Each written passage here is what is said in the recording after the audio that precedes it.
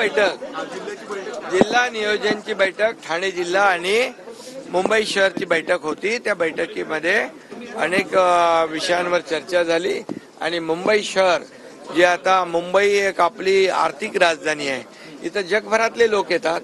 आणि या ठिकाणी म्हणून या मुंबई शहरातले जेव्हा मी डीपीडीची एक जिल्हा नियोजनची बैठक घेतली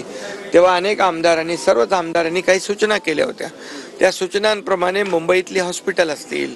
मुंबईतली उद्यानं असतील, मुंबईतले रस्ते असतील, त्याचबरोबर जे नवीन काही आपले प्रकल्प आहेत, या संदर्भ कोळीवाडे आहेत, कोळीवाड्यांचं डेव्हलपमेंट आहे आणि त्याचबरोबर आपले किल्ले आहेत काही मुंबईमध्ये, त्याचं रिस्टोरेशन झालं पाहिजे, हॉस्पिटलमध्ये सुविधा मिळाल्या पाहिजे, क्वालिटी सुविधा मिळाल्या पाहिजे आणि काही इक्विपमेंटची आवश्यकता आहे। तर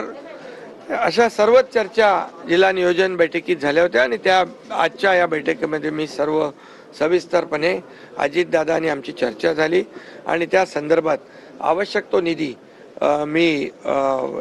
मुंबई शहर आणि ठाण्यासाठी, जिल्ह्यासाठी ठेवण्याची मागणी केलेली आहे। आणि मला वाटतं ठाणे जिल्हा देखील मोठा जिल्हा आहे, 18 आमदार प्लस विधानसभा, 3-4 विधान परिषदचे आमदार, खासदार आणि एकंदरीत सगळ्यात मोठा जिल्हा असलेला, म्हणजे विभाजन पालघरचं व्हायच्या आधी 24 आमदार असलेला, त्या भागात देखील अनेक जे प्रकल्प आहेत, आरोग्य सुविधा आहे,